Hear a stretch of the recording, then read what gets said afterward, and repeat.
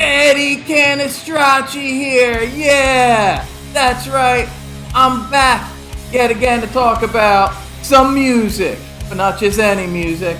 That's right, it's the new album from Metallica, 72 Seasons. That's a lot of goddamn seasons, 72 of them, 72 bottles of beer on the wall. That's what I've been drinking. I've been drinking the MGD, yeah, that's right. And you know what's great about MGD? Back in the day, they used to have yellow and black colored six-packs. The six-packs had a yellow and black color scheme. You know what else had a yellow and black color scheme? Rocky 2. And Rocky 2 is awesome. And the Wu-Tang Clan. That's right, the Wu-Tang Clan. Killer Bees, motherfucker. And this album, that's right, Black Sabbath Volume 4, the greatest Black Sabbath album, one of the greatest albums of all time. So a lot of cool things have a yellow and black color scheme. Something I took notice of, and something I immediately started thinking when I saw this album art. A lot of people were like, I don't know about this album art. Looks kind of weird. Doesn't look metal enough. I knew something was up. I was like, I don't know. I think this is their best album art since Justice for All. I mean, it's just not, I don't know, it's always try hard and trying to be tough like all their other shit. It looked a little more straight up, a little more minimalistic, a little less obvious, and once again, yellow and black is an awesome fucking color scheme. So, I liked it, and I liked the first two singles a lot. Third one, I was a little on the fence with, but hey, context is everything. Maybe I feel differently now that I've listened to these songs in the context of the album. I wasn't sure how I was going to feel about this album. Because let me tell you something. Like a lot of people, I have a lot of mixed feelings about Metallica these days. I didn't have a lot of mixed feelings when I was in junior high, when I was like first getting into Metallica based on Injustice for All. I talk about all that shit in my ranking video. Yeah, that's right. I ranked every Metallica album, so click on that. I'll leave a link down below, like Mick Watkins, my rock and roll brother, always says down below. Click that if you want to hear my story. I'm not going to tell you the whole story about me and Metallica, but I've been a fan since junior high. I got into them with Injustice for All. And over the decades, I had mixed feelings about the Black Album when it first came out. The first new release from Metallica that I got into, and I had some mixed feelings then. Although I have grown to like that album. I think it's a solid melodic metal album. But after that, you could not say that phrase again when it comes to Metallica. You could not say a solid, any kind of album, because all their albums after that have been a mixed bag. Yeah, I thought Load and Reload, they had enough good songs for one good album, but instead they made them two albums and we got a lot of filler. And then there was Saint Anger, which was, Saint Anger. And then after that, there was Death Magnetic, which was all right. It was better than what was before. It was the best album post the Black Album. But man, that mastering, and the mix, it was hard on the ears. And really half the songs weren't that good. It was kind of try hard, like they were trying to be all tough. And there were some good tracks, but overall, I don't know, not as good as a lot of people were saying it was. Then the last album, Hardwired to Self-Destruct, that was halfway there. Yeah, they almost had a whole album of good material there. That first disc I really liked.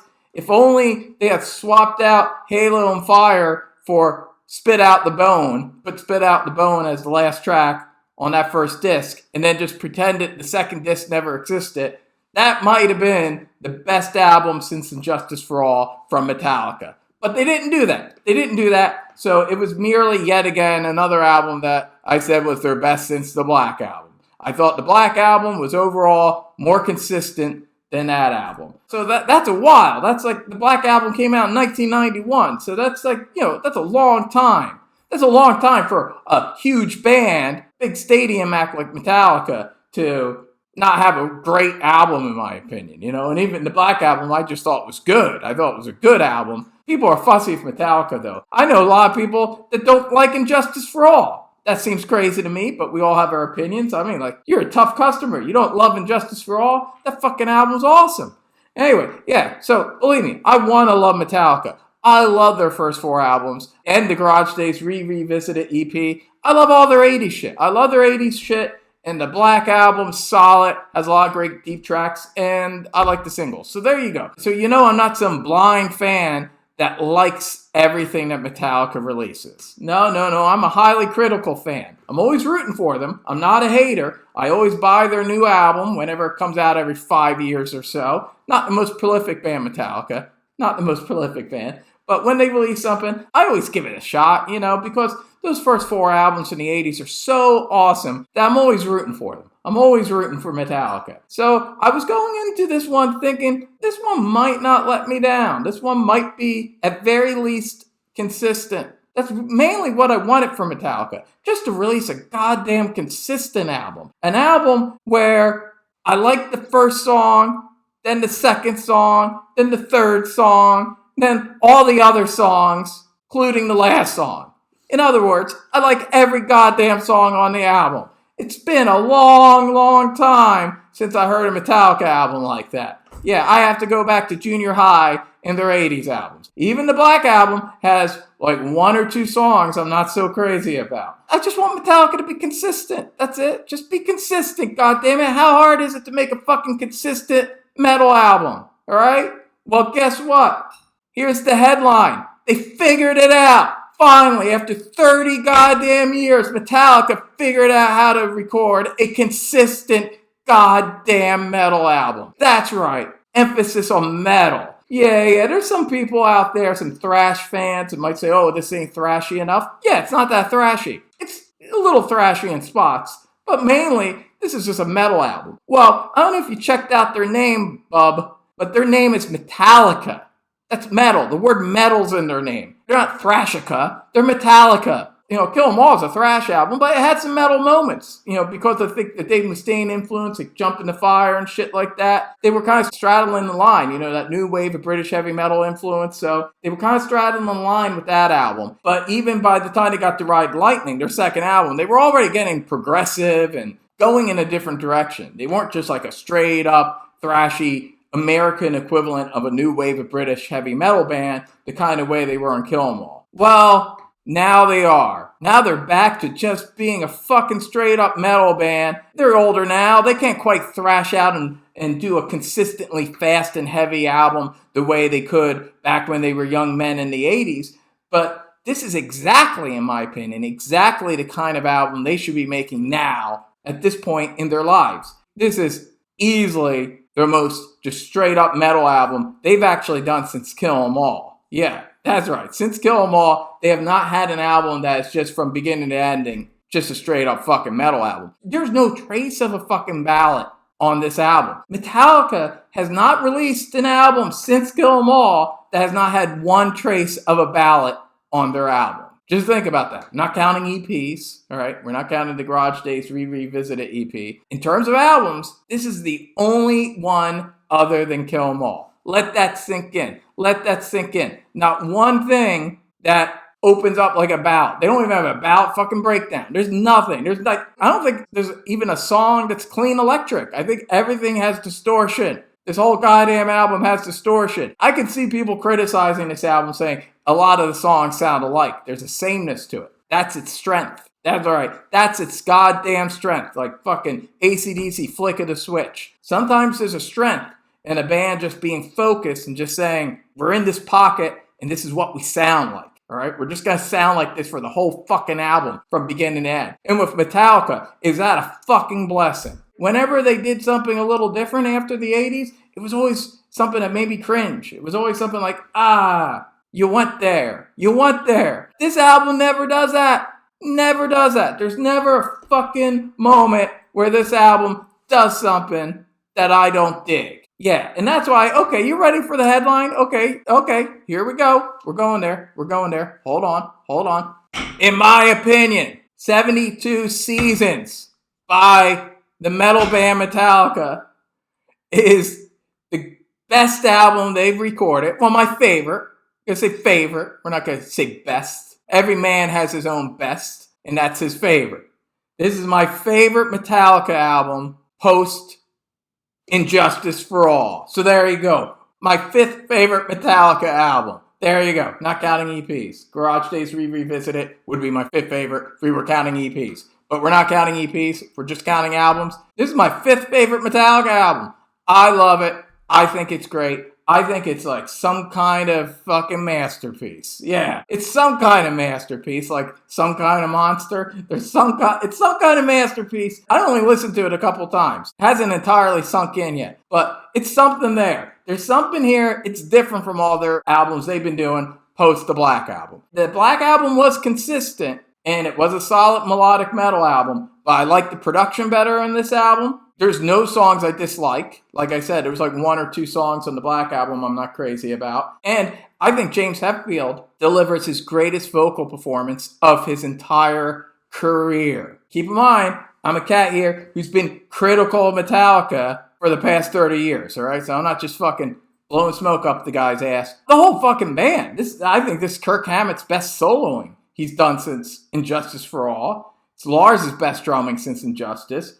Robert's always been great, but he's been being held back because the other 3 guys weren't as good as he was musically. But not anymore. I feel like, I don't know, maybe Robert pushed him to get like lessons or something. I don't know. It sounds like Metallica's had lessons like since their last album. And that's not a put down. Like, I really think it sounds like they've had lessons. They're playing with just a tightness and a groove and a fluid quality. Like, god damn it, James and Kirk just keep doing these little cool guitar lines throughout this album. Like, every time you hear like a cool riff, it always then zigzags and goes into yet another cool riff, and then another cool riff, and then another cool riff, and all like the same song. And they're playing with a dexterity and focus that I have not heard from this band since Injustice for All. Like, even the Black Album sometimes sounded a little stiff. I think a lot of that was due to Bob Rock's production, which I think is a little overrated. But man, this production is amazing. Greg Fiddleman, who engineered Death Magnetic and produced the last one, much better than Rick Rubin. This guy is a good producer, a great producer for Metallica.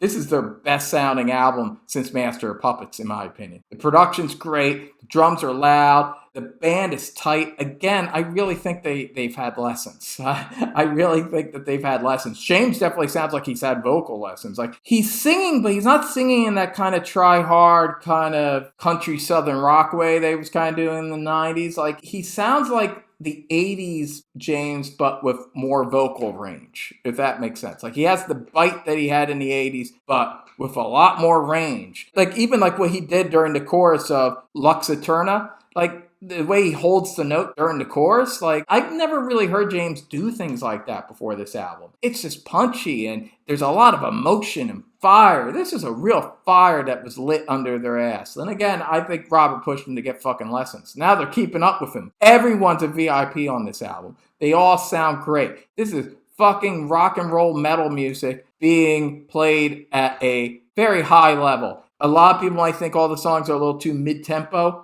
But again, it's kind of like they're in a pocket the way the AC/DC is on their best albums, where they get locked in, they're in their mid-tempo, groove, and man, they make it work for all it's worth. Like, that's the thing, listen, you can listen to a lot of heavy bands and a lot of thrash bands, and I'm not taking away from that. I love a lot of thrash bands, but that's not the only thing that's out there. It's just being heavy, or being fast, or being doomy, or gloomy. There's groove, that's the thing. And in the past, they've had songs where they really locked in there and got a really badass groove, like Harvester of Sorrow, Sad But True, my favorite song on Reload, which is Devil's Dance, 2x4, which is my favorite song on Load, Now That We're Dead, which was my favorite song from the last album. So yeah, they've had these songs where they just kind of locked into a good groove. Every fucking song's like that on this album. Every song has a fucking badass groove. Like, I have to stand up. A couple times I've listened to this album, like, it just you get up and you just start bobbing your head.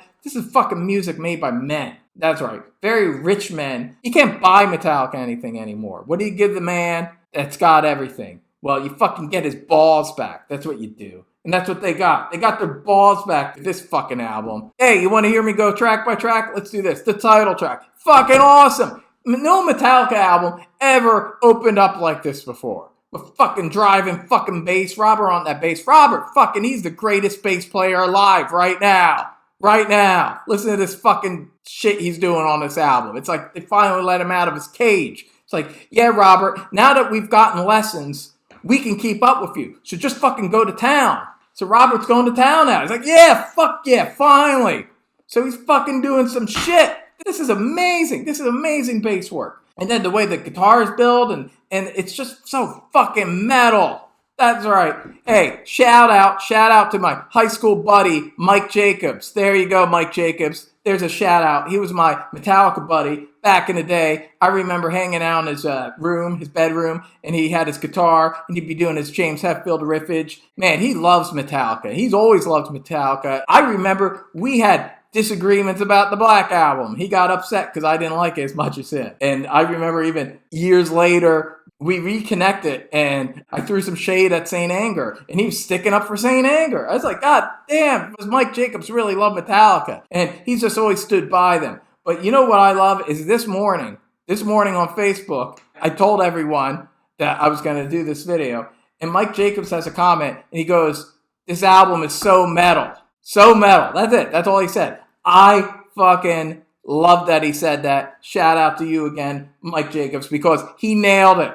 It is so metal. As a true fan, he zeroed in right away on what made this album different from everything else they've been doing for a long, long time. This is easily their most metal album, I think, since Kill 'Em All. And, you know, people say, oh, what's metal? Metal is not just fucking being heavy all the time. To me, and this is something, another shout out to my fucking rock and roll brother, Mick Watkins, a.k.a. Dick Twatkins, and his band does a great fucking cover of Lux Æterna. And I'm going to leave a link down below to that if you want to hear a band does Lux Æterna with kind of Kill 'Em All style production. If you want to hear that, and why wouldn't you, check it out down below. But Mick Watkins and me have this theory that you can't sound more metal than Judas Priest on British Steel. I would also add Unleashed in the East, but if you don't want to count a live album, just want to say studio album, it's British Steel. So you can't scientifically sound more metal than that album. That album had the fucking metal gods on it. You can't sound more metal than Judas Priest's British Steel. In fact, if you get heavier or faster or doomier or gloomier or blacker, you're sounding less metal than Judas Priest, because you can't sound more metal than Judas Priest. You got it? So that's just a scientific equation, which me and Mick Watkins believe in. If you listen to that album and you're denying it, you're a fucking metal denier.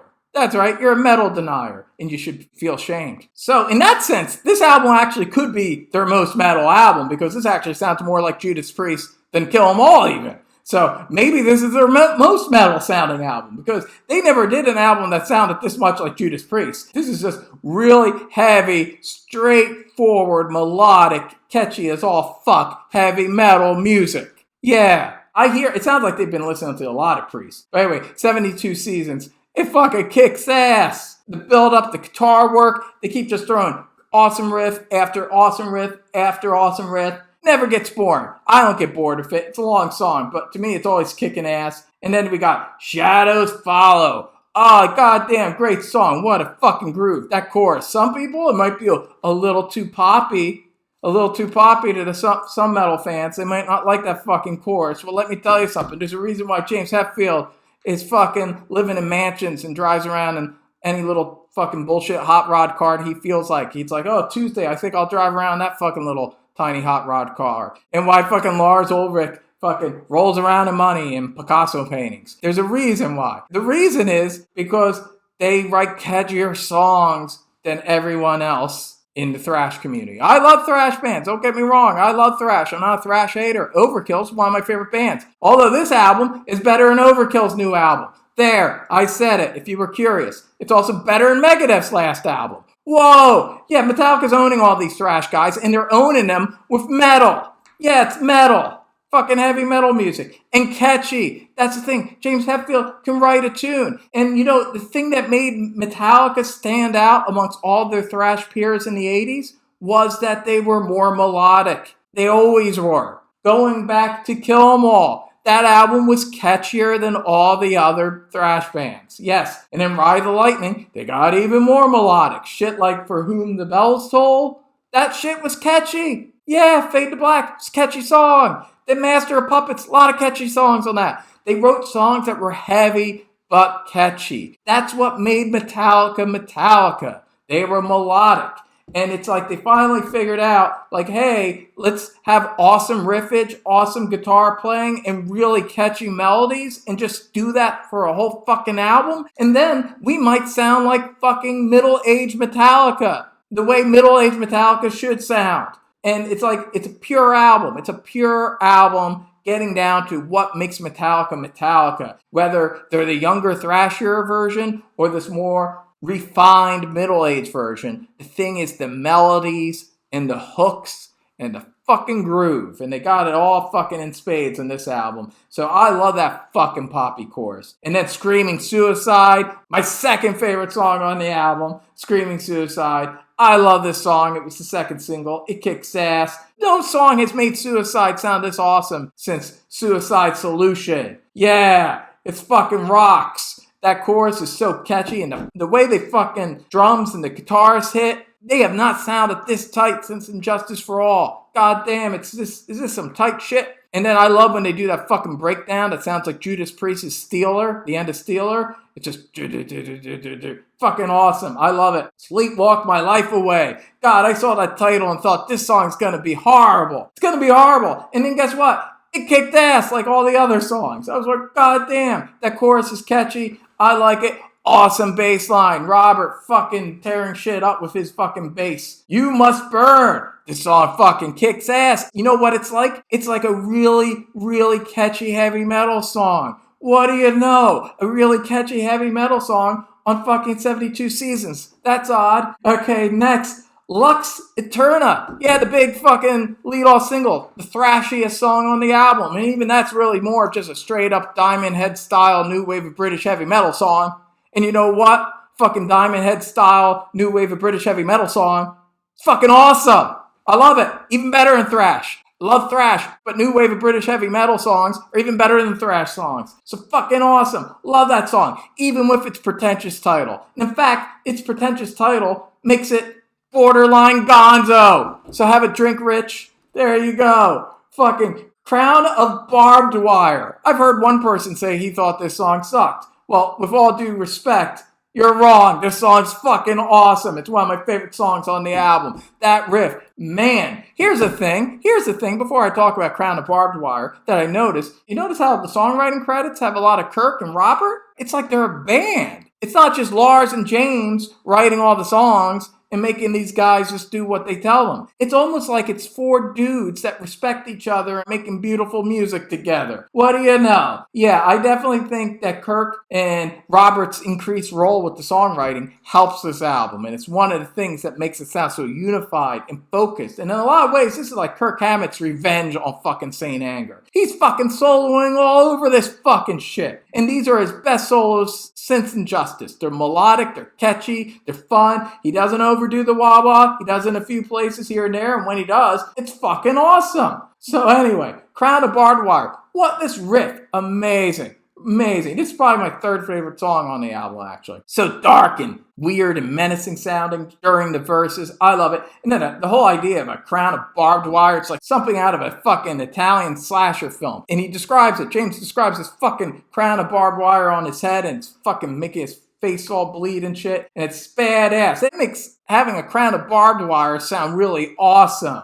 Yeah, so there you go. First Suicide, now Barbed Wire. There you go, kids. It's awesome. Anyway, next is Chasing Light. Chasing Light. I was like, okay, it's 8 songs in. Is this album gonna suck at some point? It's a post-Black Album, Metallica album. It's gotta start sucking at some point, right? But no, Chasing Light's kicks ass too. Really catchy song. I love the end where they start kind of jamming out like it's fucking Aerosmith Rats in the Cellar.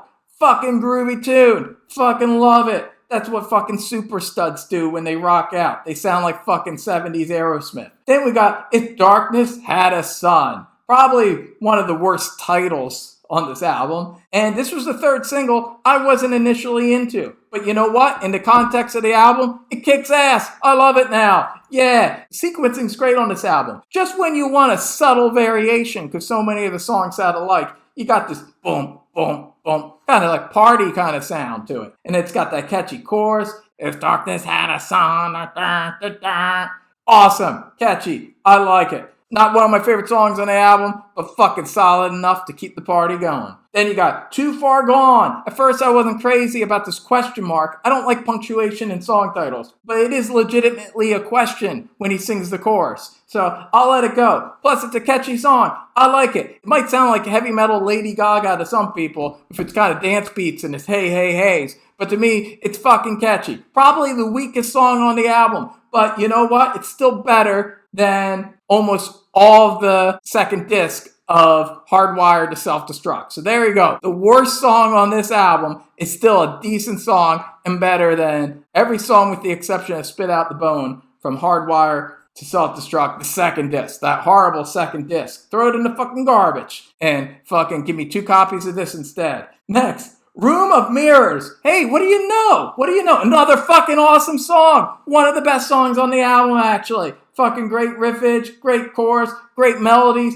God damn, even James and Lars are writing good songs on their own. That's how good this fucking album is. And then we're getting to the fucking epic, the fucking masterpiece. And by this point, I was pretty confident that this song would be awesome because every other song was awesome on this album. So I thought it'd be awesome. But I thought it might be an awesome song that kind of begins like a ballad, like a kind of, One or Fade to Black. I thought it'd be kind of ballady and it'd be like that kind of epic. And it'd be like an awesome new take on a song like that. But instead, Metallica decided to be metal super studs all the way and say, no. This is going to start off still like a fucking metal song and stay a metal song throughout the whole fucking 11 and something minutes. 11 minutes and 10 seconds. And it's fucking awesome. That riff. Oh, and by the way, this song is called Inamorata. Inamorata. I had to look that up, like Lux Æterna. Is this some kind of born again fucking Latin mass kind of shit? I don't know. I looked it up. It's got something to do with like the woman you love or something like that. Anyway, so it's called Inamorata. So it's kind of pretentious, but again, that makes it somewhat gonzo, so I like it. He sings about misery on it, but it's not misery to listen to this song, I'll tell you that. That riff in the beginning is one of the all-time great Metallica riffs.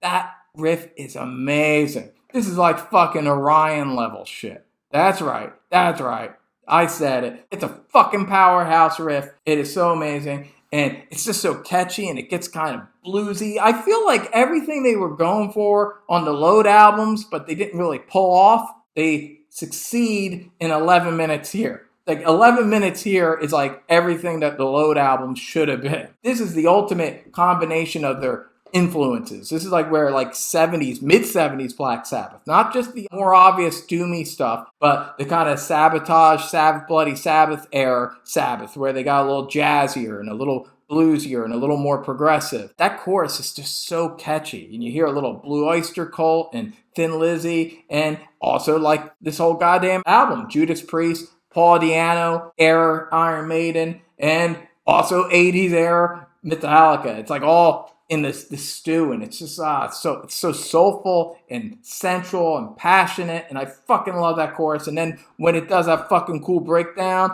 and fucking Lars is rocking on that fucking hi-hat, that's like total fucking Volume 4 Sabbath type shit, and fucking Robert's on that fucking bass, and just listen to music and just listen to guitar playing. This is top-notch musicianship. This is Metallica stepping up and saying, yeah, you know what? We're going to be the best band in the world again. It's been a while. It's been a while since we've been the best band in the world. Why not now? Because, the world can use a best band in the world. I love how it ends, too. It ends just like fucking, like an AC/DC song. Just like a big fucking rock out, no nonsense finale. Nothing pretentious about it at the end. Even though it's a fucking 11-minute song, it's just like, yeah, let's fucking take you home. And that's the whole thing about this album. Again, the consistency is key here. They're a fucking band on a mission. They were like, we're just going to do a fucking straight up, tight as all fuck, catchy ass heavy metal album. Real heavy metal music. Metal, that's right. Not thrash, not fucking grunge, just fucking metal. And I love all kinds of music, but I also love purity. I love when a band just does what it does well and just sticks with it. That's why I love James Brown. I love AC/DC. I love Motorhead. I love the Ramones. So there's something about this, like you listen to this and you go, why doesn't Metallica release albums like this every couple years? Again, I think they needed lessons. So now that they got the lessons, Robert made them go get lessons. Now I feel like they can do that. So good. Maybe they'll release an album like this every couple years, because there's not a bum track on this fucking album. That's right. So there you go. That's my fucking drunken fucking review of 72 Seasons. 72 bottles of beer on the wall. That's right. It's a fucking baller album written by balling billionaires that have finally earned the right to be fucking billionaires. You know, for a long time there, I was letting them slide saying, okay, you deserve to be billionaires because you recorded 4 of the greatest metal albums of all time in the 80s, you know, and that Black Album was pretty catchy. So I get it. But, you know, after a while, after a few decades, you go, fucking earn that money. Earn those fucking mansions. Don't just play the old hits. Don't be like fucking Motley Crue and Guns N' Roses and just being a nostalgic act. Put out some great fucking new music, alright? Judas Priest did it with Firepower. AC/DC did it with Power Up. Well, now Metallica has fucking done it with 72 Seasons. So there you go. Fucking cheers. And if you disagree with me, let me know in the comments. Let me know why you think this album sucks and I'm wrong. Alright, because I love that. I love when people say I'm wrong about my musical opinion. Or, even better, tell me how I'm totally right and I nailed it and this album's awesome and it's metal and fucking Metallica has the word metal in their name, so they should make metal music. Tell me that. That's even better. Or just talk about any random shit. I don't care. Just leave comments, like this video, subscribe, listen to fucking rock and roll music. And seriously, kids, don't commit suicide and put barbed wire on your head. That shit can really fuck you up. And it's not cool. It's cool to live. That's the message of this album. Embrace the light. Say, fuck you, misery. I'm gonna have a great life. And do that, because that's more rock and roll, kids. Live life until you fucking die. Awesome. Cheers. I'm fucking out.